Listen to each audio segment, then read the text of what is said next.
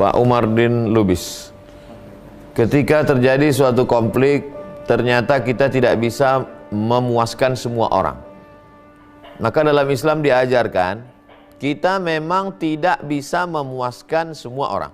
Ketika kita bercita-cita ingin memuaskan semua orang, maka kita sudah bertentangan dengan Al-Quran. Wa in tuti aktsara man fil ardi yudilluka an sabilillah. Kalau kau perturutkan kebanyakan orang di dunia ini, mereka akan menyesatkanmu dari jalan Allah. Oleh sebab itu kita tidak bisa menyenangkan semua orang. Makanya dalam ungkapan agama, ridhon nas ghayatun la tudrak. Ridhon nas, kesenangan orang, ghayatun la tudrak, adalah sesuatu tujuan target yang tak pernah tercapai. Kalaulah hakim ingin menyenangkan semua orang, itu bingung dia. Ada jaksa penuntut umum, ada terdakwa dengan pengacaranya, maka semua mau disenangkan, tak bisa. Oleh sebab itu dulu dosen kami ketika tes PNS lulus 2. Kata dia, saya lulus 2. Satu lulus jadi hakim, satu lulus jadi dosen. Akhirnya Bapak pilih mana? Saya pilih jadi dosen. Kenapa Bapak tak mau jadi hakim? Karena kalau saya jadi hakim menyelesaikan 100 perkara, 100 orang suka, 100 orang benci. Oleh sebab itu maka kalau sampai kita sebagai pemutus perkara itu ingin menyenangkan semua orang, maka tidak bisa.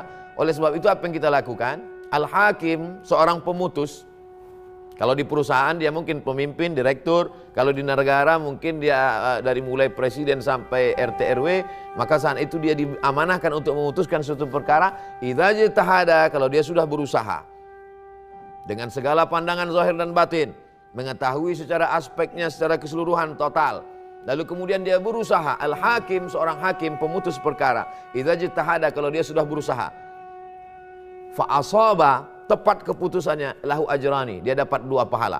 Pertama, pahala karena dia sudah mengerahkan segenap kemampuan. Yang kedua, pahala karena ijtihadnya tepat. Wa in akhta'a, seandainya keliru dia, tersalah dia tetap dapat 1 pahala. Pertama, dia sudah berusaha mengerahkan segenap kemampuan dan kekeliruannya itu diampuni oleh Allah Subhanahu wa taala. Tapi dengan syarat, tentunya syaratnya pertama dia menguasai ilmu di bidang itu, lalu kemudian dia dengan cakap, dengan mengerti, dengan paham. Dan yang paling penting kita disuruh istikharah. Karena ada signal dari kita, dari Allah turun ke kita. Ma khaba man istakhara, tidak akan sia-sia orang yang mau istikharah. Wa ma nadima man istasyara, tidak akan menyesal orang yang mau musyawarah. Nabi Muhammad pun disuruh musyawarah. Wasyawirhum fil amri. Wahai Muhammad sallallahu alaihi wasallam, ajak mereka bermusyawarah. Padahal Nabi Muhammad itu kalau memutuskan suatu perkara absolut tak terbantahkan langsung dari Jibril alaihissalam. Tapi kalau kita lihat dalam perjalanannya, Allah menyuruh dia, wasyawirhum fil amri, ajak mereka bermusyawarah. Fa idza azamta, kalau kau sudah tekad, kalau sudah buat, fatawakkal 'alallah, bertawakkallah kepada Allah. Jadi sebelum memutuskan, musyawarah, mengambil semua pendapat, bertanya kepada pakar, jangan lupa istikharah, berdoa minta bimbingan Allah, jangan sampai tersilap dan tersalah. Tapi kalau sudah sampai pada keputusan, fa idza azamta, kalau kau sudah azam tekad, fatawakkal 'alallah, bertawakkallah kepada Allah. Anjing menggonggong, kapilah berlalu. Karena kalau didengarkan bisikan semua orang, tidak akan pernah bisa kita menyenangkan semua orang. Saya kira demikian.